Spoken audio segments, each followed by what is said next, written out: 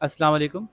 हम O level mathematics की complete video series के साथ आपके सामने हाज़िर हैं और आज हम इस सिलसिले में वेक्टर्स को थोड़ा दोबारा एक्सप्लेन कर रहे हैं। इसकी पूरी चैप्टर की वीडियोस बनी हुई हैं, लेकिन एज अ कॉन्सेप्ट वेक्टर को थोड़ा सा बच्चों को ज़रूरत पड़ रही थी कि एक्सप्लेनेशन दी जाए, तो इसलिए आज ये वीडियो रिकॉर्ड कर रहे हैं। शुरू करते हैं। बच्चों ज़रा देखिएगा कि वेक्टर जो है वो कैसे एक्सप्लेन किया जाएगा। एक लाइन सेगमेंट है। लाइन होती है तो एरो के साथ होती है, लाइन सेगमेंट होता है तो हम बगैर एरो के बनाते हैं। एक लाइन सेगमेंट है जो ग्राफ पे ड्रॉ हुआ हुआ है। जीरो से इसलिए शुरू किया कि शुरू में थोड़ी सी आसानी हो जाए हमें, यानी हमने ओरिजिन से शुरू किया इसको। लेट सपोज ये 1 है, ये 2 है, ये 3 है, ये 4 है, ये 1 है, ये 2 है, ये 3 है, ये 4 है। सही है। ग्राफ पे किसी लाइन की लंबाई मालूम करनी है। ग्राफ पे किसी भी लाइन की लेंथ मालूम करनी है। तो लेंथ मालूम करने के लिए हमने ग्राफ में सीखा था कि हर वो चीज़ जो ग्राफ पे ड्रॉ हुई हुई होती है उसके दो कंपोनेंट होते हैं। एक उसका एक्स कंपोनेंट होता है, एक उसका वाई कंपोनेंट होता है। लेट सपोज ये 4 4 ही है। अब ये बात याद रहेगी आपको कि ग्राफ पे किसी भी लाइन के दो कंपोनेंट होते हैं। पहले लाइन यूं गई और यूं गई तो यहां पहुंच गई। ग्राफ पे कोई भी लाइन सेगमेंट बना हुआ हो, उसके दो कंपोनेंट होते हैं। कुछ एक्स का कंपोनेंट है, कुछ वाई का कंपोनेंट। मिसाल के तौर पे ये लाइन है, इसका कुछ एक्स का कंपोनेंट है, कुछ वाई का कंपोनेंट है। कोई भी लाइन मैं ड्रॉ करके दिखाता हूँ आपको। मिसाल के तौर पे आप कहें सर ये लाइन है, तो इसका कुछ एक्स का कंपोनेंट है और कुछ वाई का कंपोनेंट है। ऐसे ही है ना, समझ में आ रही है ना आरम भाई? तो हर वो फिगर, हर वो लाइन, खास तौर पे जो स्ट्रेट लाइन है, हाँ, जो कर्व लाइन है उसमें तो कॉम्प्लिकेशन होंगी ना कि एक्स का कंपोनेंट कहाँ कहाँ से कहाँ तक माना जाए, वाई का किसको माना जाए। तो अभी तो हम बात ही स्ट्रेट लाइन की कर रहे हैं, क्योंकि आपके पास जो वेक्टर्स हैं वो स्ट्रेट लाइन को ही एड्रेस कर रहे हैं। तो हर लाइन का के दो कंपोनेंट्स हैं, और जब उन दो कंपोनेंट्स को उस लाइन के साथ ड्रॉ करते हैं तो हमेशा ट्राइंगल बनता है। और वो ट्राइंगल कौन सा ट्राइंगल बनता है? वो राइट एंगल ट्राइंगल बनता है। और राइट एंगल ट्राइंगल में हम ये मालूम कर सकते हैं कि उसके हाइपोटेनियस की लंबाई कितनी है, अगर हम उसका परपेंडिकुलर और बेस मालूम कर लें। तो अगर हमें पता है कि एक्स में कितना गया है और वाई में कितना गया है, तो हम बता सकते हैं इसकी लंबाई कितनी है। वो कैसे? पाइथागोरस थ्योरम से, which says h square is equals to p square plus b square। सही है। और अगर h मालूम करना है तो वो under root p square plus b square होगा। सही है। इसमें कोई मसला है? इस बात में कोई मसला नहीं। अब ये तो पता चल सकता है कि इस लाइन की लंबाई कितनी है। अभी मालूम करते हैं इसकी x की वैल्यू कितनी है। 4, 0 से लेके 4 तक 4। इसकी y की वैल्यू कितनी है? 0 से लेके 4 तक 4। तो इसकी लंबाई कितनी है? इसकी लंबाई है under root 4 square plus 4 square. अच्छा, मजे की बात यह है कि लंबाई जो मालूम होगी वो यहां से यहां तक हो या यहां से यहां तक हो, एक ही है। यानी अगर वैल्यू मैं कहूं कि भाई ये यूं गया था 4 4 तक, ये -4 था, ये -4 था, तब भी लंबाई 4 4 ही निकलेगी। क्यों? क्योंकि जब हम इसमें डालेंगे वैल्यूज, -4 का स्क्वायर प्लस -4 का स्क्वायर, तो -4 का स्क्वायर भी क्या आता है? 16 प्लस 16। माइनस को हम जब भी स्क्वायर करते हैं वो प्लस में कन्वर्ट होता है, माइनस माइनस तो प्लस होता है। -4 मल्टीप्लाई बाय -4 इज प्लस 16। तो लंबाई, और वाकई होना भी ऐसी चाहिए। मैं पूछूं इसकी लंबाई कितनी है, तो आप लंबाई मैग्नीट्यूड में बताएंगे, प्लस और माइनस में थोड़ी बताएंगे। इसकी लंबाई भी इसका मैग्नीट्यूड बताएंगे आप, प्लस माइनस थोड़ी बताएंगे। तो ऑटोमेटिकली लंबाई खुद ब खुद 16 जमा 16 आएगी, विच इज अंडर रूट 32। इसको सर्ड में ले लें। सर्ड तो याद है ना, कोई ऐसा नंबर जिसके साथ अंडर रूट के अंदर कोई ऐसा नंबर मौजूद हो जो परफेक्ट स्क्वायर ना हो, खुद ब खुद बाहर ना आ रहा हो। देख लीजिए इसको, मुझे पता है कि ये 32 को अगर मैं ये करूँगा तो 2 16 ज़ार 2 8 ज़ार 2 4 ज़ार 2 2 ज़ार 2 1 ज़ार, तो 1 2 3 4 5 5 फोर्स हैं, इसमें से 2 निकल जाएंगे बाहर, एक रह जाएगा अकेला। अंडर रूट में से पेयर बाहर आ सकता है, अकेला बाहर नहीं आ सकता। तो ये 2 2 बाहर निकलेंगे, 2 इंटू 2 बाहर आ जाएंगे और एक 2 अंदर रह जाएगा, जो आया 4√2। यहाँ तक पहुँचाना था मुझे। रूजबाजी समझ में आ गई बात? ये पता चल गया कि इस लाइन सेगमेंट की लंबाई कितनी थी। यहाँ तक वेक्टर शुरू नहीं हुआ। जब मैं आपसे ये जानना चाहूँ, एक नई स्लाइड लेते हैं। जब मैं आपसे ये जानना चाहूँ कि ये एक लाइन सेगमेंट है और ये 0 से शुरू होकर आगे जा रहा है, यहां ही जा रहा है, तो अब दो इंफॉर्मेशंस मौजूद हैं। एक इंफॉर्मेशन मौजूद है इसकी लंबाई और एक इंफॉर्मेशन मौजूद है इसकी डायरेक्शन। मिसाल के तौर पे क्वांटिटी के चेंज होने से प्राइस चेंज हुई, इकोनॉमिक्स का सवाल है। क्वांटिटी 0 से लेट सपोज 20 हुई और प्राइस 0 से लेट सपोज 20 हुई, ऐसे ही जस्ट एन एग्जांपल। आप ये नहीं बता सकते कि या प्राइस के बढ़ने से क्वांटिटी चेंज हुई, तो आप ये नहीं बता सकते कि प्राइस बढ़ने से क्वांटिटी बढ़ी, प्राइस बढ़ने से क्वांटिटी कम हुई। वैसे तो आप में से जो इकोनॉमिक्स स्टूडेंट्स हैं बताएंगे कि ग्राफ गलत बना हुआ है सर, प्राइस और क्वांटिटी का ग्राफ जो बनता है वो यूं बनता है सर, डाउनवर्ड स्लोपिंग होता है ना। तो आप ये नहीं बता सकते कि जो चेंज आया वो किस डायरेक्शन में आया। मैंने कहा एक चेंज है, वो चेंज तो आप निकाल लेंगे एक्स एक्सिस और वाई एक्सिस के डिफरेंस से। पहले कहीं था फिर कहीं चला गया, मैग्नीट्यूड निकाल के दे दिया आपने मुझे। ये जो तब्दीली आई ना सर, ये तब्दीली की जो लंबाई थी वो थी 4√2, लेकिन मुझे ये नहीं पता चल रहा कि प्राइस बढ़ रही थी या कम हो रही थी।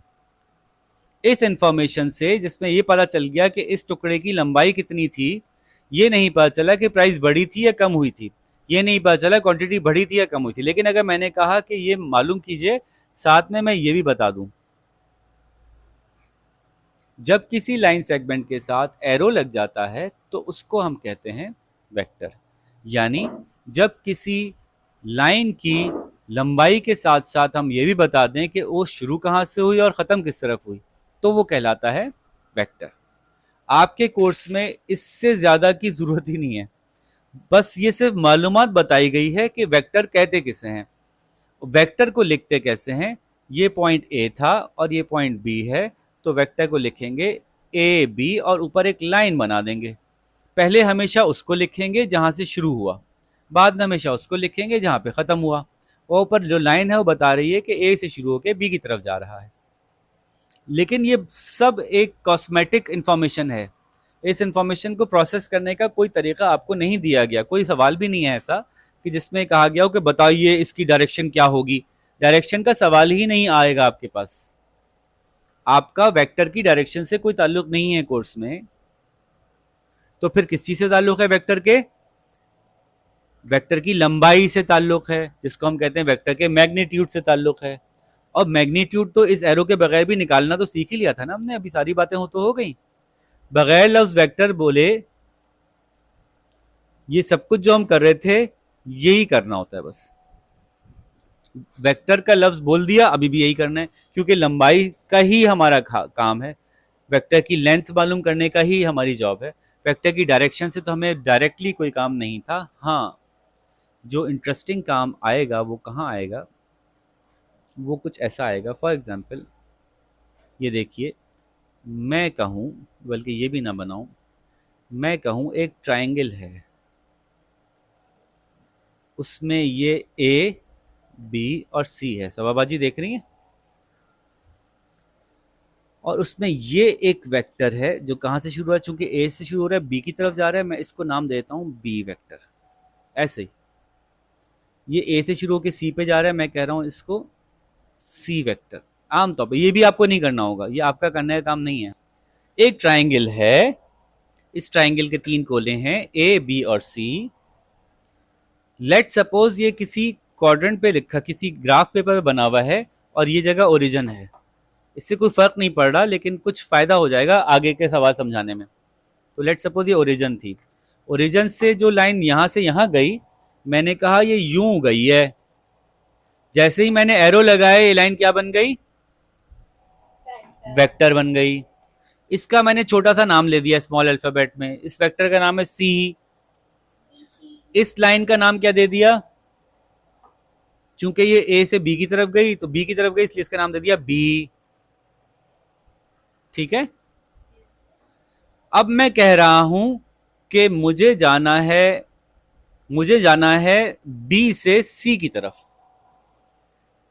लेकिन इस वेक्टर के बारे में मैं कुछ नहीं जानता। बिल्कुल वैसा जैसे आप याद कीजिए, मैंने यहां बताया था आपको कि ये लाइन गई हुई है, इस लाइन की लंबाई नहीं मालूम, तो मैं जाना तो यहां से यहां चाहता हूं, लेकिन ये लंबाई नहीं मालूम। तो मैं पहले यहां, और मुझे ये मालूम है, लेकिन और मुझे ये मालूम है, तो मैं यहां से यहां जाऊंगा और यहां से यहां चले जाऊंगा। तो मैंने किसी भी वेक्टर को उसके एक्स और वाई कंपोनेंट में तोड़ दिया।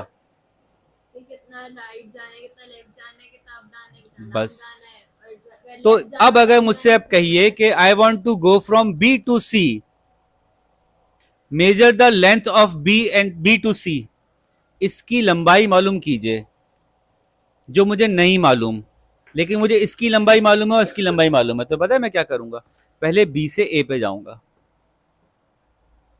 जब मैं बी से ए पे जाऊंगा तो उसको लिखूंगा क्या, बी की डायरेक्शन क्या है, लेकिन मैं जा कहाँ रहा हूं, उल्टा बोल दिया आपने।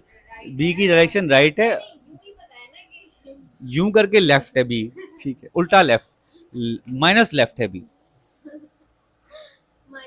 जब जाना इधर है और है इधर, तो मैं इस बी को बी नहीं लिख सकता, मैं लिखूंगा कि पहले माइनस बी करो,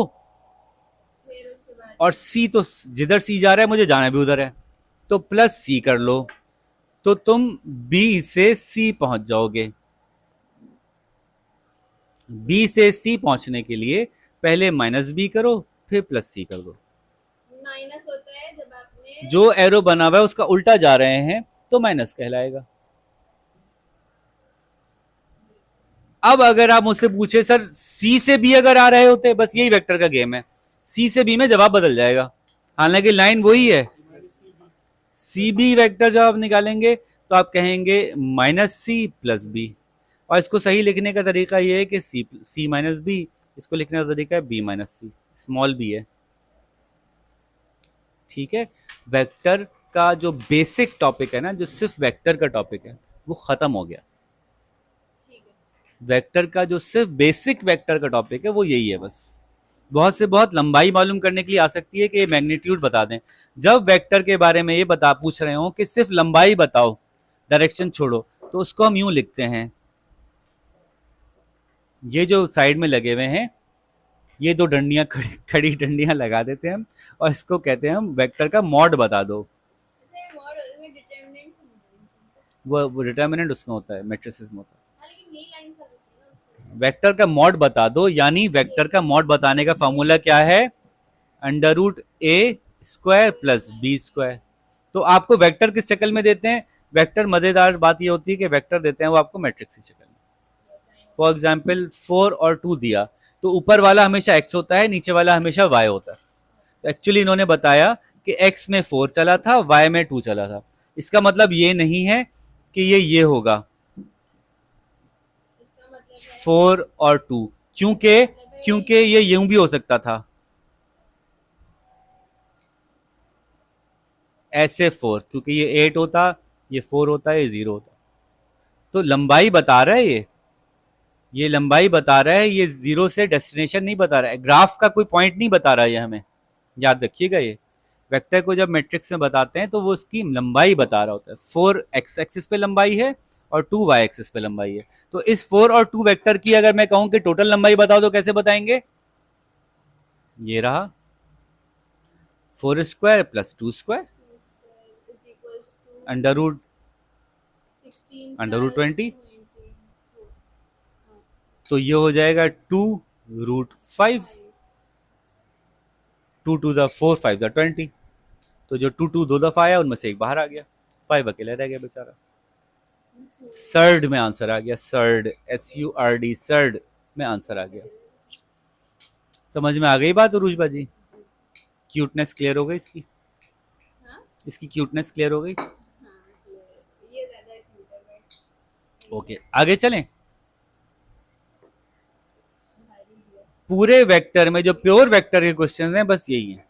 एक्सरसाइज 22.1, एक्सरसाइज 20.2.2, 22.3 से शुरू हो जाता है कि क्या ट्रांसफॉर्मेशन में वेक्टर यूज हो सकता है? जी हो सकता है। वो कैसे?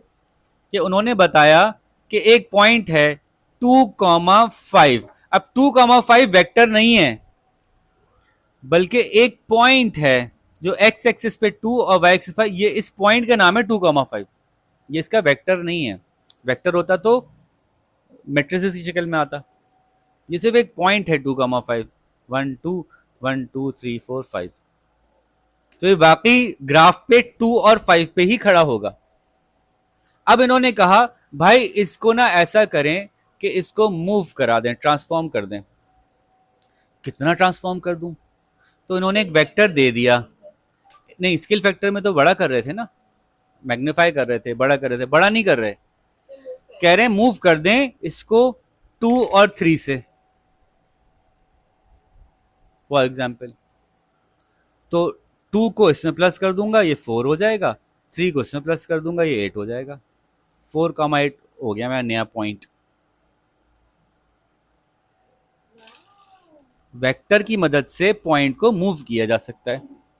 ये सबसे सिंपल ट्रांसफॉर्मेशन थी। उसके बाद 22.4 में जाते हैं तो वेक्टर की मदद से किसी लाइन को मैग्नीफाई किया जा सकता है, उसको रोटेट किया जा सकता है। लेकिन मैं ये कहता हूं कि लाइन को रोटेट और मैग्नीफाई का जो सवाल होता है उसमें आपके पास ऑप्शन भी आता है कि आप इसको चाहें तो वेक्टर से कर लें, चाहें तो आप इसको ट्रेसिंग पेपर से कर लें। ट्रेसिंग से कर लें, वेक्टर को यहाँ खत्म कर दें। वेक्टर का कॉन्सेप्ट क्लियर हो गया। अब मैं आपको कुछ सवाल दिखाता हूँ। देखिए भाई, देखिए एक सवाल है जिसमें बताया है कि ए बी के ऊपर एरो लगा हुआ है। तो क्या हुआ? ये एक वेक्टर है जो कि है 3 -4। तो एक्स एक्सिस में 3 गया होगा और वाई एक्सिस में -4 गया होगा कहीं से। पूछ रहे हैं कि ये मालूम कीजिए। क्या ये मालूम नहीं कर सकते हम?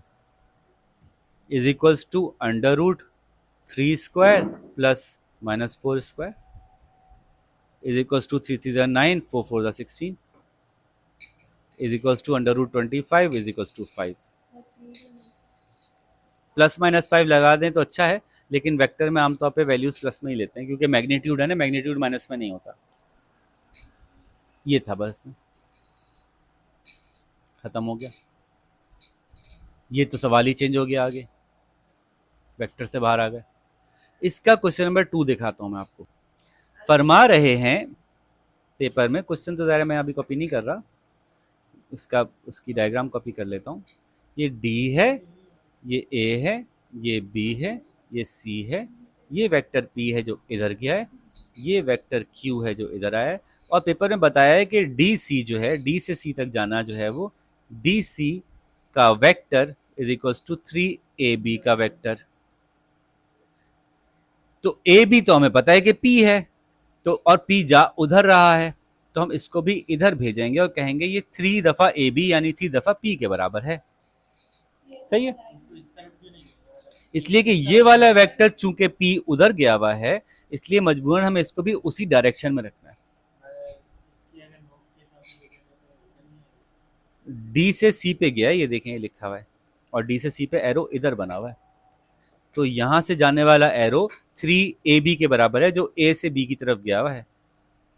तो इसका डी, इसका ई, ए, इसका सी, इसका बी, ये डायरेक्शन का ख्याल ऐसे ही रखना पड़ेगा हमें। तो चूंकि ए बी इधर गया हुआ है तो फिर डी सी भी इधर ही जाएगा, डी से शुरू होकर सी की तरफ, क्योंकि इन्होंने हमें सवाल में दिया हुआ है। अब हमसे पूछा कि डी से ए पे आके बताओ इन वेक्टर्स की मदद से। तो मैंने कहा पहले मैं डी से सी जाऊंगा 3P की मदद से, फिर सी से ए पे आ जाऊंगा खाली क्यू की मदद से। ये आंसर आ गया। ठीक है भाई। अब देखें इसी सवाल में, जरा जल्दी से मैं बना देता हूं दोबारा सवाल। ये था, ये था, ये ट्रायंगल था और एक ये ट्रायंगल था। ठीक है, ये डी था, सी था, बी था, ए था, स्मॉल पी, स्मॉल क्यू, ये एरो, ये एरो। इसके पार्ट बी में कह रहे हैं कि एक ई पॉइंट और है, इस तरह के ई और बी की जो लाइन बन रही है, बी ई की लाइन, ऐसी वाली लाइन बराबर है के क्यू के। तो इससे घबराए नहीं कि पता नहीं क्या बोल दिया इन्होंने। ई है नहीं, ए नहीं, ई नहीं है, के भी नहीं है, लेकिन लेकिन वो है क्यू के डायरेक्शन में, क्योंकि कह रहे हैं के क्यू। तो के तो कोई नंबर है, डायरेक्शन पे क्यू वाली ही होगी। इसका मतलब है कोई लाइन होगी, अगर के 1 हुआ तो वो इतना ही हो जाएगा जितना के है, अगर वो 2 हुआ तो इतना ही हो जाएगा, डबल हो जाएगा क्यू, लेकिन जाएगा इसी डायरेक्शन में। लेट सपोज वो के की कोई भी वैल्यू होगी, लेट सपोज हम 2 ले लेते हैं के की वैल्यू, और इस लाइन को मिला के एक शेप बनाते हैं। पूछ रहे हैं इस शेप का नाम क्या होगा। तो घुमा के देख लीजिए, आपके ख्याल से इस शेप का नाम क्या होगा। इस शेप का नाम ट्रेपेजियम होगा।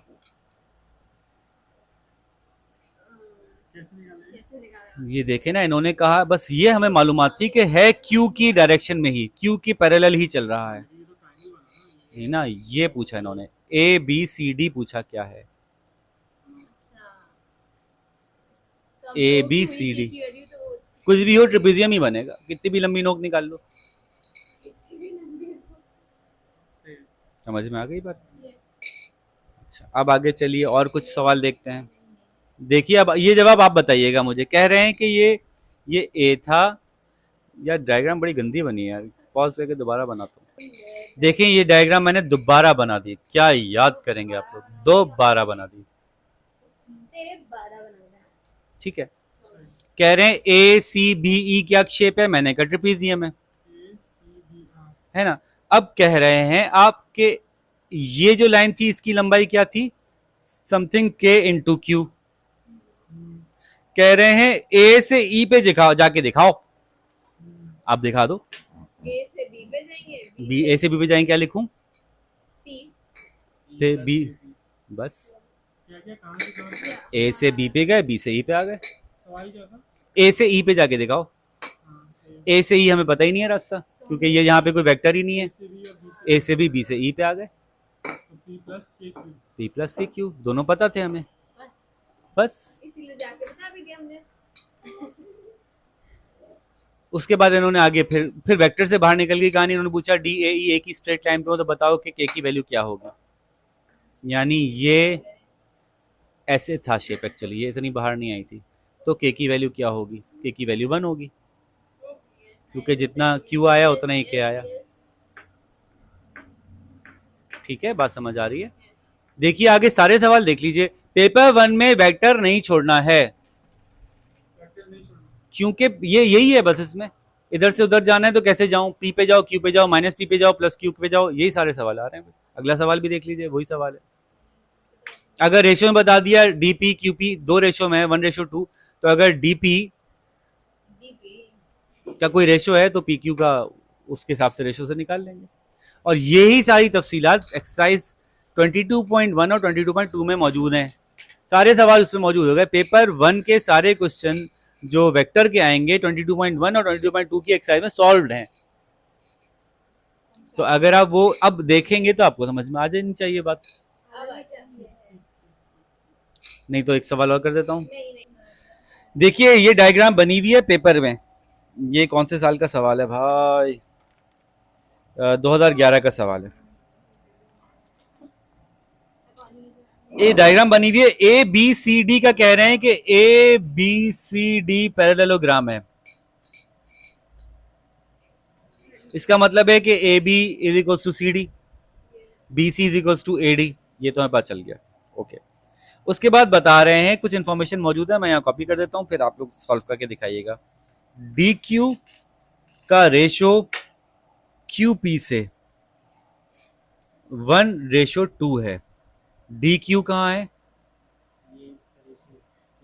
अच्छा मुझे खुद ये डी नहीं लग रहा डी क्यू से क्यू पी का रेशो ये 2 है तो ये 1 है, ठीक है। उसके बाद ये कह रहे हैं कि ए बी, और ये वेक्टर पे आ गए।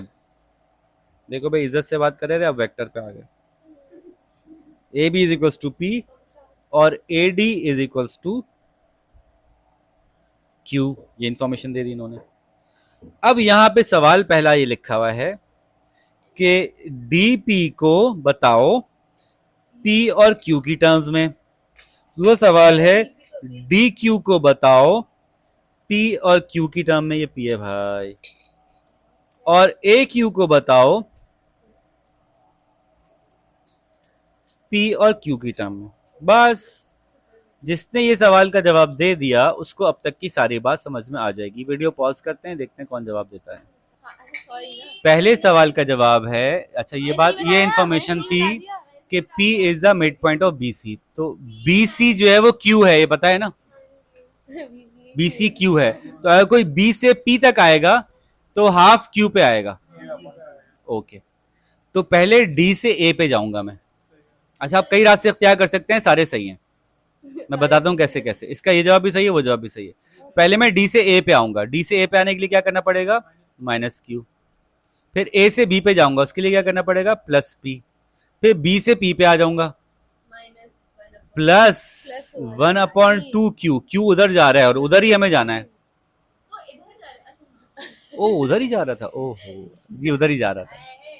इसको सिंप्लीफाई करने का कहा है, तो Q से Q होगा -Q और +1/2Q, तो बचेगा P + 1/2, P -1/2Q। माइनस में 1Q, प्लस में 1/2Q। -1 से +1/2 माइनस कर दो तो -1/2 बचता है। -1 था प्लस आधा था, तो माइनस में आधा बचेगा। बस वही तो नंबर करेंगे, आधा -Q बच जाएगा और P पूरा बच जाएगा। ये आंसर आ गया, P -1/2। अच्छा तो अगला बता दीजिए। अब आप D से Q पे जाके दिखाइए। हा, ये Q बीच में, ये रहा। D से Q पे जाके दिखाइए। वाह वाह वाह वाह। ये Q क्या है, कुछ बताया है? Q कुछ नहीं बताया हुआ, ये बताया हुआ है हाँ कि इस लाइन को Q ने 2:1 से तोड़ा है। इस लाइन को Q ने 2:1 से तोड़ा है जी।